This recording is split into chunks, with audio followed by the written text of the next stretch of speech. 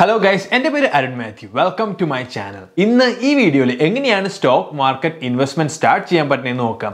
ഈ വീഡിയോയിൽ നമുക്ക് ഒരുമിച്ച് ഒരു സ്റ്റോക്ക് ബ്രോക്കറേജ് അക്കൗണ്ട് തുടങ്ങാം. എന്നിട്ട് ഈ ക്രിയേറ്റ് ചെയ്ത അക്കൗണ്ടിൽ നിന്ന് നമുക്ക് ഒരുമിച്ച് ഒരു സ്റ്റോക്ക് എങ്ങനെയാണ് വാങ്ങുന്നതെന്നും ഒരു സ്റ്റോക്ക് എങ്ങനെയാണ് വിൽക്കുന്നതെന്നും നമുക്ക് ഒരുമിച്ച് നോക്കാം. ഇന്ന് ഈ വീഡിയോയിൽ ഞാൻ ഉപയോഗിക്കുന്ന സ്റ്റോക്ക് ബ്രോക്കറേജ് അക്കൗണ്ട് ക്വസ്റ്റ്രേഡ് ആണ്. സോ ക്വസ്റ്റ്രേഡിൽ ഒരു അക്കൗണ്ട് ഓപ്പൺ ചെയ്യുന്നതിന് മുമ്പ് ഞാൻ എന്തുകൊണ്ടാണ് ക്വസ്റ്റ്രേഡ് ഇഷ്ടപ്പെടുന്നതെന്ന് ഞാൻ നിങ്ങളോട് എക്സ്പ്ലെയിൻ ചെയ്തു തരാം. കാനഡയിലുള്ള മേജർ ബാങ്ക്സ് ആയ BMO, TD, royal bank, Scotia, ഈ ബാങ്ക്സിനെല്ലാം ട്രേഡിംഗ് പ്ലാറ്റ്ഫോംസ് ഉണ്ട്. ഈ ട്രേഡിംഗ് പ്ലാറ്റ്ഫോം എല്ലാം വളരെ നല്ലതാണ്. പക്ഷേ ഈ ട്രേഡിംഗ് പ്ലാറ്റ്ഫോം എല്ലാം വളരെ എക്സ്പെൻസീവ് ആണ്. നിങ്ങൾ ഓരോ തവണയും ഒരു സ്റ്റോക്ക് ബൈ ചെയ്യുമ്പോഴും സെൽ ചെയ്യുമ്പോഴും ഈ ബാങ്ക്സ് കമ്മീഷൻ ഫീസ് ആയിട്ട് അറ്റ്ലീസ്റ്റ് $10 ഈടാക്കും. നിങ്ങളൊരു ലോങ് ടേം ഇൻവെസ്റ്റർ ആണെങ്കിൽ ഈ ഫീസ് നിങ്ങളുടെ സ്റ്റോക്ക് മാർക്കറ്റ് റിട്ടേണിനെ വളരെ നല്ല രീതിയിൽ ബാധിക്കും.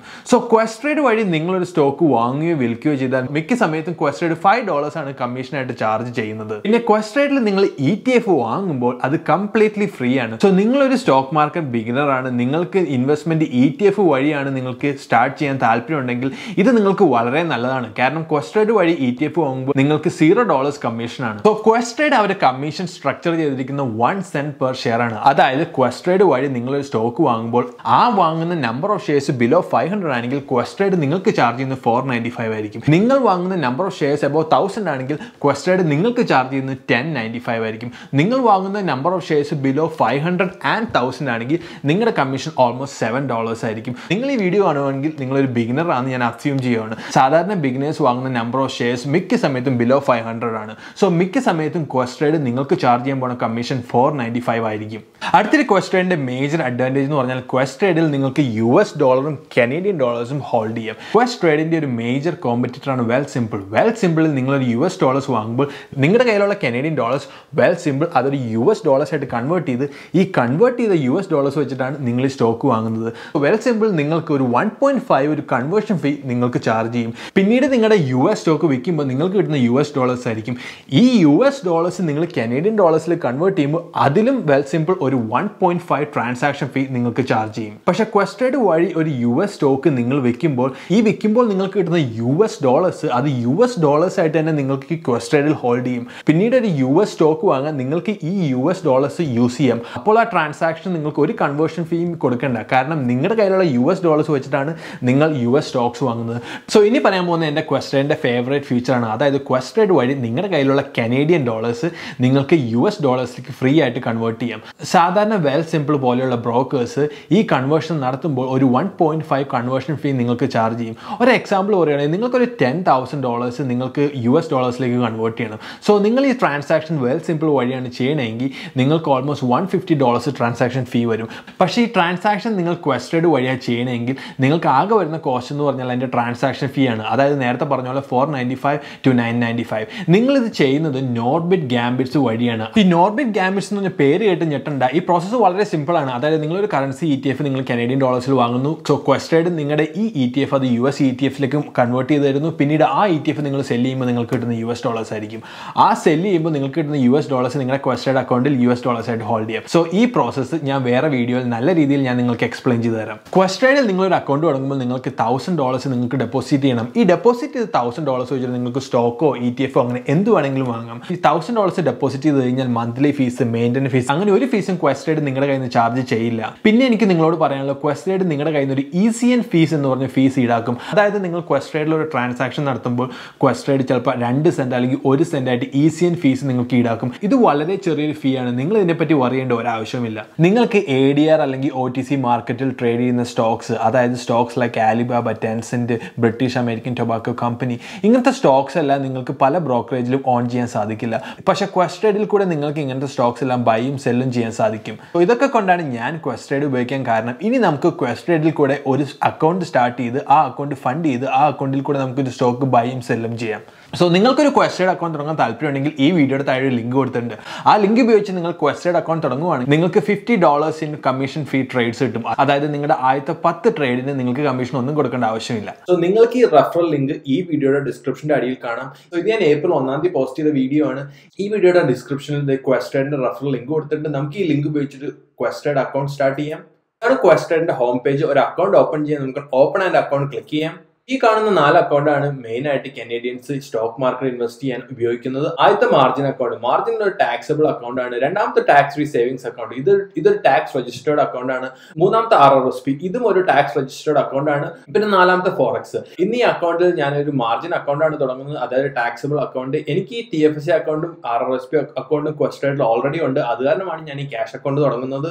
സോ നിങ്ങൾക്ക് ഈ 4 ടൈപ്പ് അക്കൗണ്ട് അല്ലാതെ വേറെ അക്കൗണ്ട് തുടങ്ങുന്നുണ്ടെങ്കിൽ ഈ see more account types click ചെയ്ത് നിങ്ങൾക്ക് കാണാം. നിങ്ങൾക്കൊരു RESP തുടങ്ങണമെങ്കിൽ ഈ എഡ്യൂക്കേഷൻ സെക്ഷൻ്റെ അടിയിൽ ക്ലിക്ക് ചെയ്താൽ നിങ്ങൾക്ക് ഈ RESP തുടങ്ങാം. നിങ്ങൾക്ക് വേറെ ഏതെങ്കിലും റിട്ടയർമെന്റ് അക്കൗണ്ട് തുടങ്ങണമെങ്കിൽ ഈ റിട്ടയർമെന്റ് സെക്ഷനിൽ നിങ്ങൾക്ക് അക്കൗണ്ട്സ് കാണാം.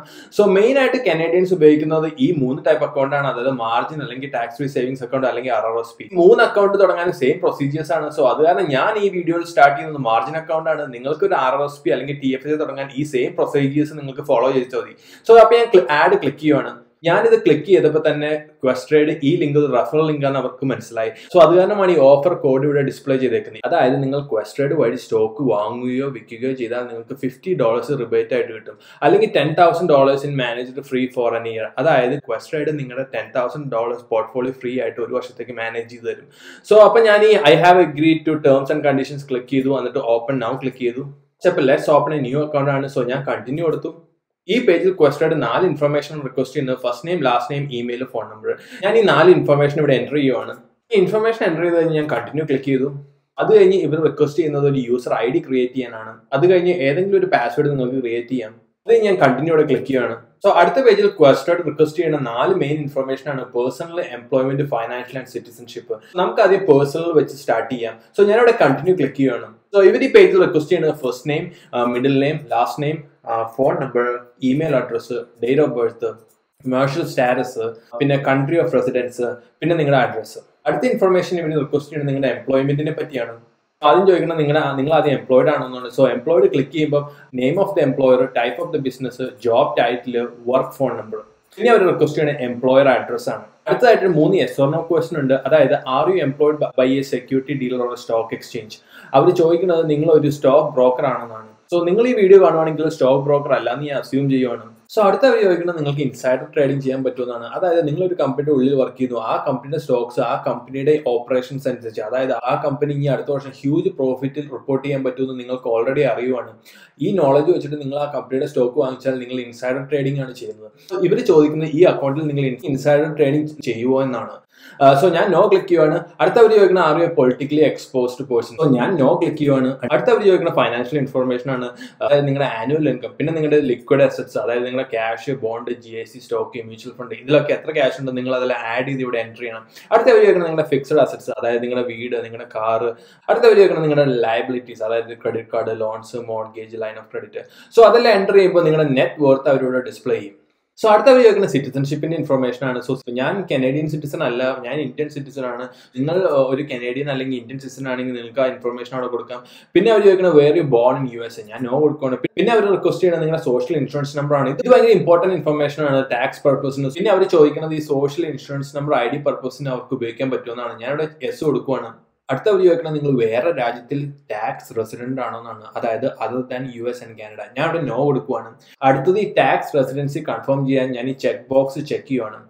സോ ഈ 4 ഇൻഫർമേഷൻ എൻ്റർ ചെയ്ത് കഴിഞ്ഞാൽ അടുത്ത സ്റ്റെപ്പ് എന്ന് പറഞ്ഞാൽ അക്കൗണ്ട് സെറ്റപ്പ് ആണ്. സോ അക്കൗണ്ട് സെറ്റപ്പ് തുടങ്ങാൻ നമുക്ക് ഇവിടെ ക്ലിക്ക് ചെയ്യാം. ഇവിടെ റിക്വസ്റ്റ് ചെയ്യുന്ന 3 ഇൻഫർമേഷൻ ആണ്: അക്കൗണ്ട് ഡീറ്റെയിൽസ്, കോൺസെന്റ്, പിന്നെ പേഴ്സൺസ് വിത്ത് ഫൈനാൻഷ്യൽ ഇൻട്രസ്റ്റ്. നമുക്ക് ആദ്യം അക്കൗണ്ട് ഡീറ്റെയിൽസ് സ്റ്റാർട്ട് ചെയ്യാം. അവർ ചോദിക്കുന്നത് do you want to trade options. ഞാൻ ഓപ്ഷൻസ് ട്രേഡ് ചെയ്യാറില്ല, അതായത് നോ ക്ലിക്ക് ചെയ്യുവാണ്. പിന്നെ അടുത്ത ചോദിക്കുന്നത് ഒരു what is the purpose of this account: investing, retirement, education, personal use, business. ഞാൻ ഈ ആദ്യത്തെ 4 ചെക്ക് ചെയ്യുവാണ്. What will be your initial deposit for account. ഞാൻ ഇവിടെ 1000 കൊടുക്കുവാണ്. അടുത്ത നമുക്ക് ഈ കോൺസെന്റ് ആൻഡ് കമ്മ്യൂണിക്കേഷൻ ഫിൽ ചെയ്യാം. അവിടെ ഇൻഫർമേഷൻ ആയ നെയിം, അഡ്രസ്, ഇമെയിൽ അഡ്രസ്, ഈ ഇൻഫർമേഷൻ എല്ലാം നമ്മുടെ സ്റ്റോക്ക് പ്രൊവൈഡേഴ്സിന് ഡിസ്ക്ലോസ് ചെയ്തോട്ടെ എന്നാണ് അവർ ചോദിക്കുന്നത്. ഞാൻ ആ ഒബ്ജക്റ്റ് ക്ലിക്ക് ചെയ്യുവാണ്. അടുത്തവർ ചോദിക്കുന്നത് which security holder materials do you want to receive. ഞാൻ I want to receive all security holder materials send to beneficial owners of securities. ഞാൻ ഇത് ക്ലിക്ക് ചെയ്യുവാണ്. അടുത്തവർ ചോദിക്കുന്നത് പ്രിഫേർഡ് ലാംഗ്വേജ് ആണ്. ഞാൻ ഇംഗ്ലീഷ് ക്ലിക്ക് ചെയ്യുവാണ്.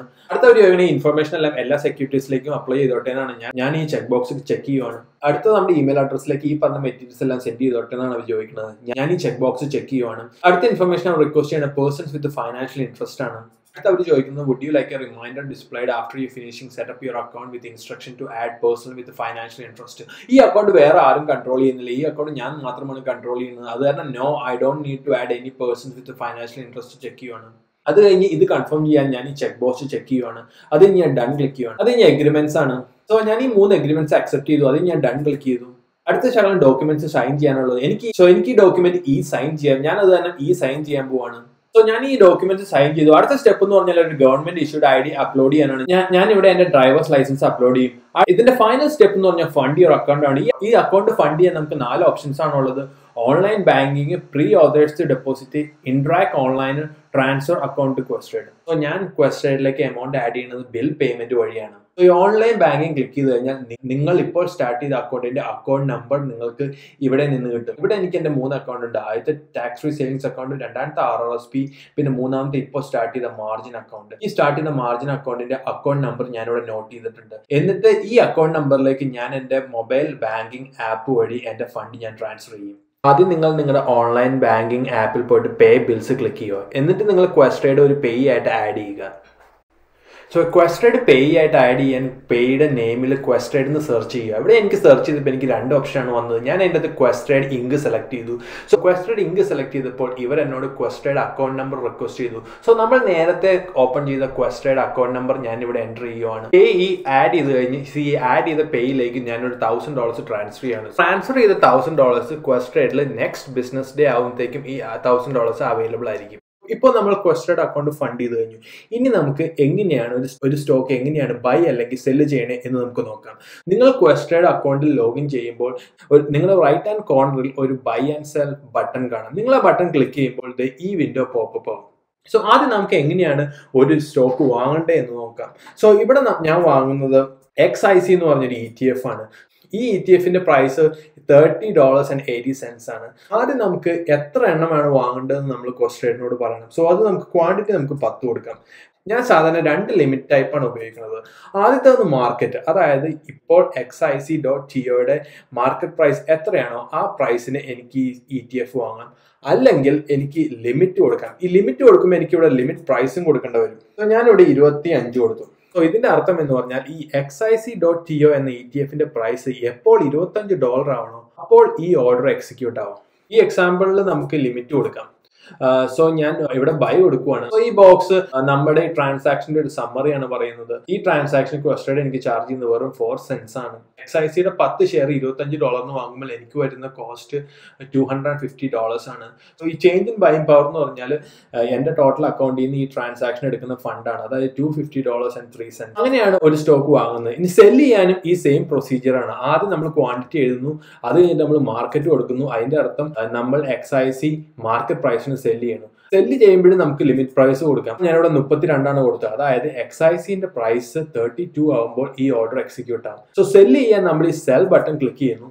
ഈ സെല് ചെയ്യുമ്പോഴും ഈ സമ്മറി ബോക്സ് നമുക്ക് കാണാം. അതായത് ഈ ടോട്ടൽ ട്രാൻസാക്ഷൻ എനിക്ക് കിട്ടാൻ പോകുന്നത് $320.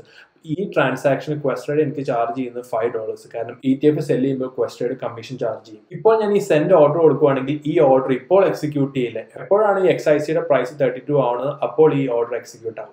ക്വസ്റ്റഡ് വഴി ഒരു സ്റ്റോക്ക് വാങ്ങാനും വിൽക്കാനും ഇത്രയും സിമ്പിൾ ആണ്. അതോടെ ഞാൻ വീഡിയോ അവസാനിപ്പിക്കുകയാണ്. നിങ്ങൾക്ക് എന്നോട് എന്തെങ്കിലും ഇൻവെസ്റ്റ്മെന്റ് റിലേറ്റഡ് ക്വസ്റ്റ്യൻസ് ചോദിക്കാനുണ്ടെങ്കിൽ ഈ വീഡിയോയുടെ താഴെ ഞാൻ ഫേസ്ബുക്ക് ലിങ്ക് കൊടുത്തിട്ടുണ്ട്. നിങ്ങൾക്ക് വീഡിയോ ഇഷ്ടപ്പെട്ടാൽ ലൈക്ക്, സബ്സ്ക്രൈബ് ആൻഡ് കോമെന്റ്. അപ്പോൾ നമുക്ക് അടുത്ത വീഡിയോയിൽ കാണാൻ. Be kind.